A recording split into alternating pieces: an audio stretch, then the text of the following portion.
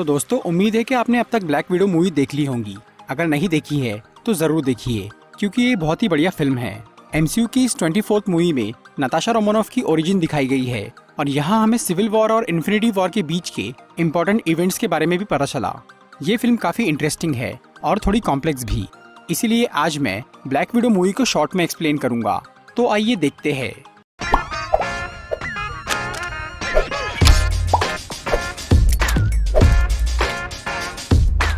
ये कहानी शुरू होती है कई साल पहले रशिया में, जहां रेड रूम नाम की एक एकेडमी थी जिसमें छोटी लड़कियों को ट्रेन करके जासूस और हत्यारा बनाया जाता था, जिन्हें कहा जाता है ब्लैक विडो।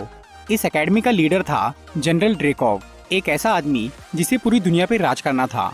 ड्रेकोव अपनी एकेडमी के लिए कई सारी छोटी लड़कियों को किडनैप करता था या उन्हें खरीद लेता था और फिर वो कमजोर लड़कियों को मार के सिर्फ ताकतवर लड़कियों को ही रेड रूम में भर्ती करता था।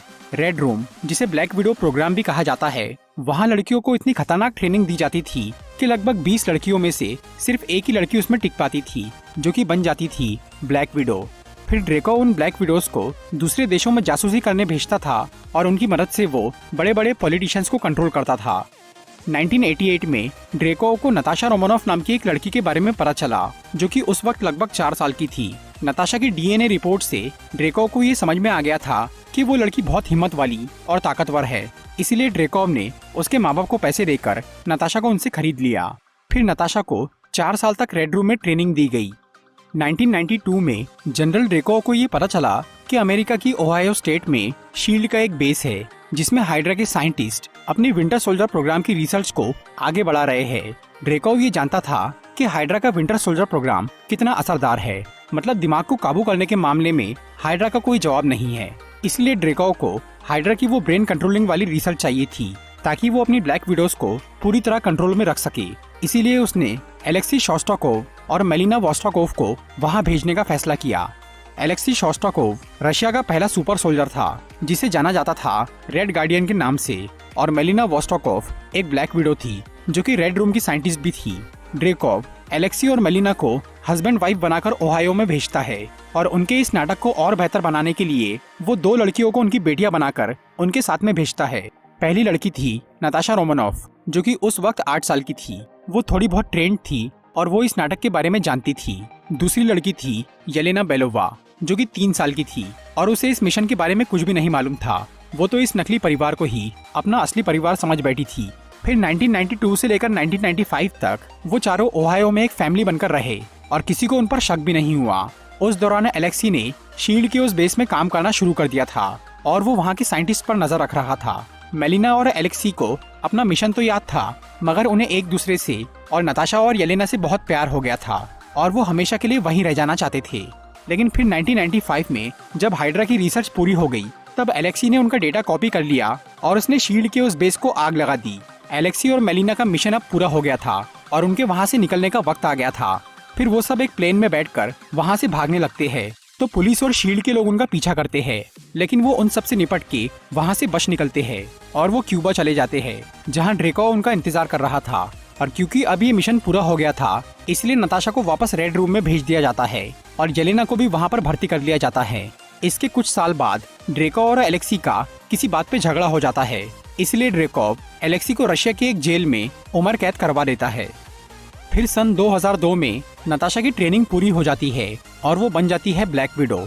इसके बाद नताशा को केजीबी यानी रशिया की एक सिक्योरिटी एजेंसी में भेज दिया जाता है। वहाँ वो एक असैसिन यानी एक कातिल बन जाती है और वो कई लोगों को मारती है। फिर सन 2008 में नताशा शील्ड की नजरों में आ जाती है और उसकी हरकतों की वजह से निक फ्यूरी उसे मारने का फैसला करते हैं और इस काम के लिए वो क्लिंट बार्टन यानी हॉकाई को चुनते हैं। लेकिन जब हॉकाई नताशा को मारने गया, तब उसने देखा कि वो एक बहुत ही काबिल और साफ दिल की लड़की है, जो कि मजबूरी में वो काम कर रही है। इसीलिए क्लिंट ने उसे मारने की बजाय उसे शील्ड में भर्ती होने का मौका दिया। पर शील्ड में भर्ती होना भी इतना आसान नहीं था। इसके लिए नताशा को ड्रेकोव को मारने का काम सौंपा गया। उस टाइम पर ड्रेकोव का ऑफिस बुडापेस्ट शहर में था और ड्रेकोव की एक बेटी भी थी, एंटोनिया, जो कि अक्सर अपने पिता से मिलने बुडापेस्ट के उस ऑफिस में जाती थी और ये बात नताशा को मालूम थी। इसीलिए उसने हॉकाई के साथ मिलकर ड्रेकोव के उस ऑफिस में बहुत सारे बॉम्ब लगा दिए। फिर जैसे ही एंटोनिया उस बिल्डिंग में पहुंची, तो नताशा को ये पता चल गया कि ड्रेकोव अभी ऑफिस में ही है, इसीलिए उसने बॉम्ब को ब्लास्ट कर दिया। इससे नताशा को लगा कि ड्रेको और उसकी बेटी मर चुके हैं और अब रेड रूम बंद हो जाएगा। लेकिन ड्रेको को ऑफिस काफी सेफ था, इसीलिए वो बच गया। उस हादसे के बाद ड्रेको को ये समझ में आ गया था कि नताशा रोमानोफ उसके लिए बहुत बड़ा खतरा बन चुकी है, क्योंकि वो अब शील्ड में भर्ती हो गई है। इसीलिए ड्रेकोव ने उससे बदला लेने की बजाय उससे दूरी बना ली, जिससे कि नताशा को ये लगता रहे कि वो मर चुका है, ताकि उसके रेड रूम पर कोई आंच ना आए। उसके बाद ड्रेकोव ने रेड रूम को एक ऐसी जगह शिफ्ट कर दिया कि कोई भी उसका पता न लगा सके। उसने एक हाईटेक एरियल बेस यानी एक उड़ते हुए हवाई जहाज को नया रेड रूम बना दिया, जिसकी लोकेशन थी रशिया का स्काई। दूसरी तरफ मेलिना ने हाइड्रा की उस रिसर्च पर कुछ साल काम करने के बाद एक ऐसा केमिकल बना लिया था जिससे किसी के भी दिमाग पर काबू किया जा सकता था। नताशा के रेड रूम छोड़ने के बाद ड्रेकोव ने उस केमिकल से अपनी एकेडमी की सभी लड़कियों को पूरी तरह से अपने काबू में कर लिया और उसने सभी लड़कियों के अंदर एक ट्रैकर लगा दिया ताकि वो हर किसी पर नजर रख पाए और उन्हें कमांड दे पाए। इसके बाद मेलिना सेंट पीटर्सबर्ग नाम के एक शहर में चली गई और वहाँ वो अपने माइंड कंट्रोलिंग फॉर्मूला को और बेहतर बनाने में लग गई। उधर येलेना भी एक ब्लैक विडो बन गई थी और वो ड्रेकोव के माइंड कंट्रोल की वजह से रेड रूम के मिशंस पूरे कर रही थी। दूसरी तरफ नताशा अपने अतीत को भूलकर एक एवेंजर बन गई थी और वो दुनिया को बचाने में लग गई थी। लेकिन जब 2016 में यूएस गवर्नमेंट ने सोकोविया एकॉर्ड्स नाम का एक कानून बनाया तो इससे एवेंजर्स की टीम बिल्कुल बिखर गई। नताशा ने पहले तो सोकोविया एकॉर्ड्स को मान लिया था, लेकिन बाद में उसने स्टीव और बकी की मदद करके वो कानून तोड़ दिया। इससे पुलिस उसके पीछे पड़ गई और नताशा को अमेरिका छोड़कर भागना पड़ा। फिर वो नॉर्वे चली गई। इसी दौरान रेड रूम में एक क्रांति शुरू हो गई। रेड रूम की किसी पुरानी ब्लैक विडो ने मेलिना के उस ब्रेन कंट्रोलिंग फॉर्मूला का तोड़ यानी एक एंटीडोट बना लिया था, जिसका नाम था रेड डस्ट, एक ऐसी गैस जिससे किसी को भी उस ब्रेन कंट्रोल से आजाद किया जा सकता था। उस गैस की वजह से कुछ ब्लैक विडोज ड्रेकोव के काबू से बाहर हो गई थी, जिनमें से एक लड़की थी ओक्साना, जो कि उस गैस से बाकी लड़कियों को भी आजाद करने की कोशिश कर रही थी। ड्रेको को जब इस बारे में पता चला तो उसने उस रेड डस्ट को हासिल करने के लिए येलेना और कुछ ब्लैक विडोज को ओक्साना के पीछे भेजा। येलेना ओक्साना का पीछा करते हुए मोरक्को देश में पहुंच गई और वहां उसने उससे लड़ाई करके वो गैस छीन ली। लेकिन ओक्साना ने मरते मरते येलेना पे वो रेड डस्ट फायर कर दी, जिससे येलेना भी आजाद हो गई और उसने वो गैस लेकर सभी ब्लैक विडोज को आजाद करने का फैसला कर लिया। पर प्रॉब्लम ये थी कि वो गैस बहुत ही कम थी और उसे बनाने वाली ब्लैक विडो भी मर चुकी थी। दुनिया भर में जितनी भी ब्लैक विडोज मौजूद थी, उन्हें आजाद करने के लिए उतनी गैस काफी नहीं थी। इसीलिए येलेना उस गैस को नताशा के पास भेजने का सोचती है। येलेना को ये मालूम था कि नताशा एक एवेंजर बन चुकी है और उसके सभी दोस्त साइंटिस्ट और काफी जीनियस है। इसीलिए येलेना को लगा कि नताशा अपने दोस्तों की मदद से रेड डस्ट को समझ के उसे रिक्रिएट करवा लेंगी और एवेंजर्स उस गैस से सभी ब्लैक विडोज को आजाद कर देंगे। पर येलेना को ये नहीं मालूम था कि नताशा इस बात से अनजान है कि ड्रेको अभी जिंदा है और रेड रूम अभी भी मौजूद है। ऊपर से येलेना को ये भी नहीं पता था कि नताशा खुद अभी पुलिस से बच के भाग रही है। फिर येलेना रेड रूम वालों से छुपने के लिए नताशा के बुडापेस्ट वाले एक घर में चली जाती है और वो उस गैस को नताशा के एक दोस्त के जरिए उसके पास भेज देती है। उधर नताशा को जब वो पार्सल मिलता है तो वो उस पर ध्यान नहीं देती और वो उसे कचरा समझ के अपनी कार के पीछे रख लेती है। पर उस गैस के बॉक्स पर एक ट्रैकर लगा हुआ था, जिसकी वजह से रेड रूम वाले उसे ट्रैक कर रहे थे। उस गैस को हासिल करने के लिए जनरल ड्रेकोव अपने खास सोल्जर टास्क मास्टर को ऑर्डर देता है। टास्क मास्टर एक ऐसा सोल्जर था जो कि किसी की भी फाइटिंग स्किल्स को कॉपी कर सकता था और उसके पास एक एडवांस सूट था जिसमें बहुत सारे हथियार थे। ड्रेकोव टास्क मास्टर को सिर्फ जरूरी मिशंस के लिए ही इस्तेमाल करता था। उस गैस को ट्रैक करते हुए टास्क मास्टर नॉर्वे पहुंच जाता है और जब नताशा अपनी कार से किसी काम के लिए बाहर निकलती है तब टास्क मास्टर उस पर हमला कर देता है। नताशा को लग रहा था कि वो उसका कोई दुश्मन है जो कि उसे मारना चाहता है। वो उससे लड़ाई करने की कोशिश करती है पर वो हार जाती है। फिर नताशा को ये समझ में आता है कि टास्क मास्टर उस बॉक्स के पीछे पड़ा है, इसीलिए वो उस बॉक्स में से वो गैस निकाल लेती है और वो वहाँ से भाग जाती है। फिर जब नताशा उन गैस की बॉटल्स को देखती है तो उसमें उसे येलेना और खुद की फोटो मिलती है, जिससे नताशा को ये पता चलता है कि वो बॉटल्स उसे येलेना ने भेजी है। और क्योंकि वो पार्सल बुडापेस्ट से आया था, इसलिए नताशा को ये लगता है कि येलेना उसे बुडापेस्ट में मिलने बुला रही है। इसीलिए वो बुडापेस्ट पहुंच जाती है। वहाँ उसे येलेना से पता चलता है कि ड्रेको अभी भी जिंदा है और रेड रूम आज तक चालू है। फिर येलेना उसे रेड डस्ट गैस के बारे में बताती है। तभी कई सारी ब्लैक विडोज वहाँ पहुँच जाती है और वो उन दोनों पर हमला करने लगती है। वहाँ टास्क मास्टर भी आया हुआ था जो कि नताशा और येलेना को मारने की कोशिश कर रहा था। फिर वो दोनों काफी मुश्किल से टास्क मास्टर से अपना पीछा छुड़ाते हैं और वो कुछ टाइम के लिए एक महफूज जगह पर रुक जाते हैं। वहाँ येलेना नताशा को ये बताती है कि कैसे ड्रेकोव आज भी कई सारी लड़कियों को कंट्रोल कर रहा है और दुनिया में आतंक फैला रहा है। ये सब सुन के नताशा रेड रूम को हमेशा के लिए खत्म करने का फैसला करती है। लेकिन ड्रेकोव और रेड रूम की लोकेशन कहाँ है ये किसी को नहीं मालूम था, क्योंकि सभी ब्लैक विडोज को भी रेड रूम में बेहोश करके ले जाया जाता था।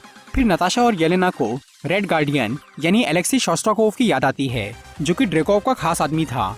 इसीलिए उन्हें लगता है कि एलेक्सी को रेड रूम के बारे में पता होगा, पर एलेक्सी अभी जेल में कैद था। इसीलिए वो दोनों उसे जेल से निकालने के लिए रशिया जाते हैं। वहाँ वो दोनों जेल के गार्ड से लड़के बहुत मुश्किल से एलेक्सी को बाहर निकालते हैं। फिर जब नताशा उससे रेड रूम के बारे में पूछती है तो एलेक्सी उसे बताता है कि उसका ड्रेकोव के साथ झगड़ा हो गया था, इसीलिए ड्रेकोव ने उसे उम्र कैद करवा दी। इसी वजह से उसे रेड रूम के बारे में कुछ भी नहीं पता। पर एलेक्सी उन्हें बताता है कि मेलिना आज भी ड्रेकोव के लिए काम करती है, इसीलिए वो रेड रूम के बारे में सब कुछ जानती है। एलेक्सी को ये मालूम था कि मेलिना का घर कहाँ है, इसीलिए वो तीनों सेंट पीटर्सबर्ग में उसके घर जाते हैं। वहाँ मेलिना अपने माइंड कंट्रोलिंग फॉर्मूला को इम्प्रूव करने में लगी हुई थी।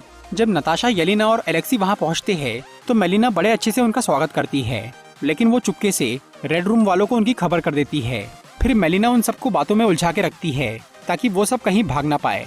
लेकिन बातों बातों में उनके पुराने परिवार के किस्से बाहर आ जाते हैं और सब लोग इमोशनल हो जाते हैं। हालांकि सबको ये मालूम था कि उनका वो परिवार नकली था, लेकिन उन सबको सच में एक दूसरे से प्यार हो गया था। और जब नताशा मेलिना को ये बोलती है कि वो उसकी दी हुई सीख की वजह से आज तक जिंदा है, तो इस बात से मेलिना का भी दिल पिघल जाता है और वो नताशा का साथ देने के लिए तैयार हो जाती है।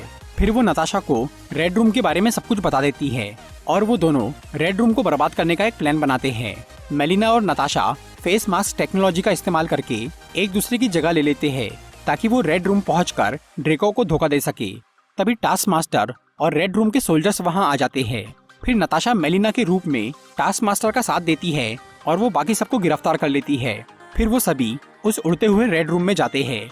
तो प्लान ये था कि नताशा मेलिना के रूप में ड्रेकोव को बातों में उलझा के रखेंगी और असली मेलिना रेड रूम को जमीन पर लैंड करवा देंगी ताकि पुलिस वहां पहुंच के ड्रेकोव को गिरफ्तार कर ले। लेकिन ड्रेकोव नताशा को पहचान लेता है और वो रेड रूम की लैंडिंग को रोक देता है। फिर ड्रेकोव नताशा को बताता है कि टास्क मास्टर असल में उसकी बेटी एंटोनिया है, जो कि उस बॉम्ब ब्लास्ट में मरी नहीं थी, बल्कि वो बहुत घायल हो गई थी और उसका चेहरा काफी बिगड़ गया था, जिससे ड्रेकोव को बहुत दुख हुआ था। और अपने इस गम को भुलाने के लिए उसने अपनी बेटी को एक हथियार बनाने का सोच लिया। उसने एंटोनिया की बॉडी पर एक कंप्यूटर चिप लगवा दी, जिसकी वजह से उसके अंदर किसी की भी नकल करने की खूबी आ गई। फिर ड्रेकोव ने एंटोनिया को रेड रूम में ट्रेनिंग दिलवाई और उसे एक परफेक्ट सोल्जर बना दिया और उसने एंटोनिया को भी केमिकली ब्रेन वॉश करके अपना गुलाम बना लिया। नताशा को पहले ही इस बात का बहुत अफसोस था कि उसने ड्रेकोव के चक्कर में एंटोनिया के साथ गलत किया था और अब एंटोनिया का ऐसा हाल देखकर नताशा को और भी तकलीफ हुई। फिर ड्रेकोव टास्क मास्टर को नताशा के साथियों को मारने भेजता है और तब रेड गार्डियन और टास्क मास्टर की लड़ाई शुरू हो जाती है। दूसरी तरफ येलेना उस एंटीडोट से बाकी ब्लैक विडोज को आजाद करने की कोशिश कर रही थी। उधर टास्क मास्टर के हटते ही नताशा ड्रेकोव को मारने की कोशिश करती है, लेकिन वो ऐसा कर नहीं पाती क्योंकि ड्रेकोव ने हर ब्लैक विडो के अंदर एक फेरोमोनल लॉक लगा के रखा था। मतलब उसने अपनी केमिकल ब्रेन वॉशिंग के भी पहले से हर लड़की के अंदर एक ऐसी प्रोग्रामिंग कर दी थी कि कोई भी उसे मार ना पाए। जब तक ड्रेकोव की स्मेल उनकी नाक में जाती रहेंगी तब तक कोई भी उसे मार नहीं पाएगा। हालांकि ये बात मेलिना ने नताशा को बता दी थी और नताशा के पास इसका इलाज भी था, लेकिन वो ड्रेकोव को मारने से पहले उससे सारे राज उगलवाना चाहती थी। इसीलिए वो ड्रेकोव को बहुत गुस्सा दिलाती है, जिसकी वजह से वो नताशा के सामने होशियारी मारने के लिए दुनिया भर में फैली अपनी लड़कियों के बारे में उसे बता देता है। और तब नताशा उसके कंप्यूटर का पासवर्ड देख लेती है और ये जानकारी मिलते ही वो अपनी नाक की नस तोड़ देती है, जिससे वो फेरोमोनल लॉक हट जाता है और नताशा ड्रेकोव पे हमला कर पाती है। फिर वो उसे जान से मारने ही वाली थी, लेकिन तभी रेड रूम की सभी ब्लैक विडोज वहाँ आ जाती है और वो ड्रेकोव को बचा लेती है। फिर ड्रेकोव वहाँ से निकल जाता है और वो सभी लड़कियाँ नताशा को मारने लगती है। दूसरी तरफ मेलिना रेड रूम के एक इंजन को तबाह कर देती है क्योंकि ड्रेकोव ने वहाँ के सिस्टम्स को लॉक कर दिया था। इसलिए अब रेड रूम को जमीन पर उतारने के लिए मेलिना क्रैश लैंडिंग का इस्तेमाल करती है। इससे पूरा रेड रूम तबाह होने लगता है। उधर सभी ब्लैक विडोज नताशा को मार रही थी। तभी येलेना उन गैस की बोतल्स में एक छोटा सा बॉम्ब लगा के वहाँ फेंक देती है, जिसकी वजह से सभी लड़कियाँ आजाद हो जाती है और वो वहाँ से निकल जाती है। उस गैस की 2 बोतल अभी भी बची हुई थी, जिसे नताशा अपने पास रख लेती है। फिर वो ड्रेकोव के कंप्यूटर की सभी फाइल्स एक पेन ड्राइव में कॉपी कर लेती है। अब पूरा रेड रूम आसमान से गिरने लगा था और सभी लोग वहाँ से निकल रहे थे। ड्रेको भी अपने सोल्जर्स के साथ वहाँ से भागने की कोशिश करता है, लेकिन येलेना उसका प्लेन तबाह कर देती है, जिससे ड्रेको मारा जाता है। एलेक्सी और मेलिना एक प्लेन लेकर वहाँ से निकल जाते हैं और नताशा एक पैराशूट से येलेना को गिरने से बचा लेती है। पर तभी टास्क मास्टर यानी एंटोनिया वहाँ आ जाती है, जो कि नताशा को मारने की कोशिश करती है।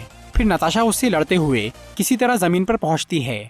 इसके बाद वो टास्क मास्टर का हेलमेट निकाल के उसके ऊपर वो गैस छोड़ती है, जिससे एंटोनिया को होश आ जाता है और वो भी आजाद हो जाती है।